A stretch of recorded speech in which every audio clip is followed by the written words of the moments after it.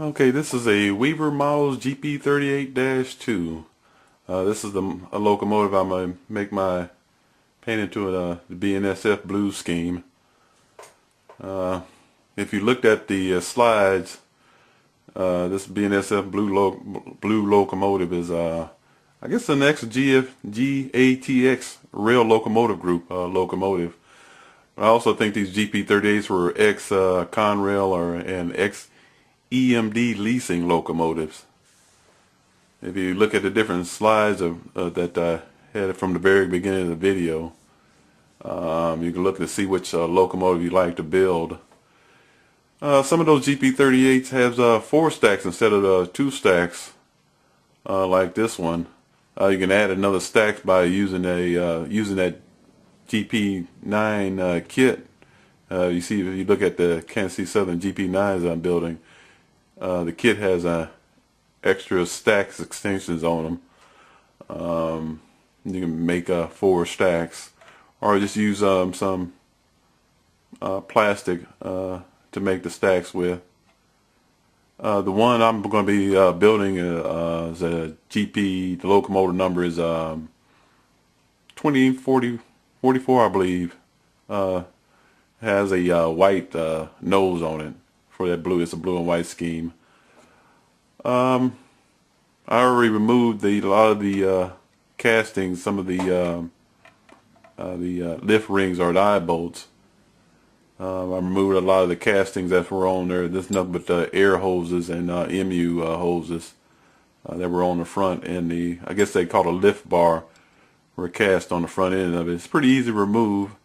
I actually used the back end of my X-Acto knife and smooth it out with sandpaper and regular files. I haven't removed the rear castings yet. I'm gonna have to get to those. The side of here, I'm gonna replace the air cylinder here with a brass one and use some castings to make that. I'm also put in a brand new fuel filler.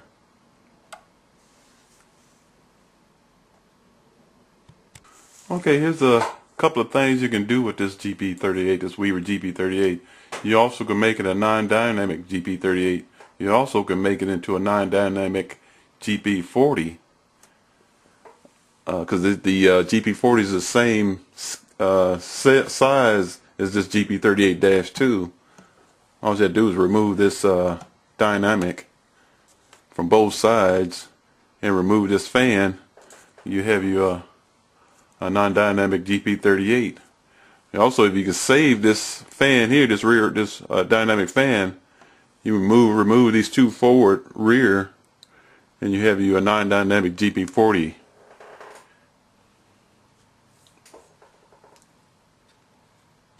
Okay, this is how you replace the cylinder, the air cylinder on these GP38s.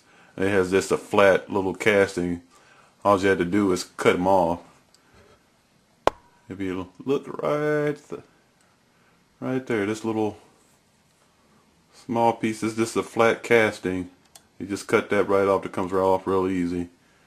And you replace it with the brass piece. Let's get a brass tube. These are old custom finishings. I think the people who took over, it was called Old Scale America parts now. That's the new name of them, custom finishings.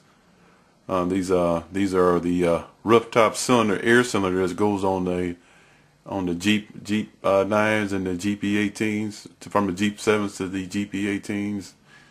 I guess you call them rebuilt Jeep 20s on some of them. It's very easy to put together.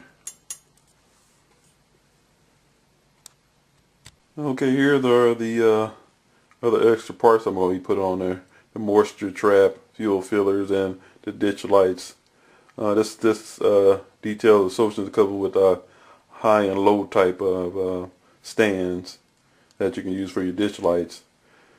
I'll get into more complicated, more things I build. These first 2 I'm not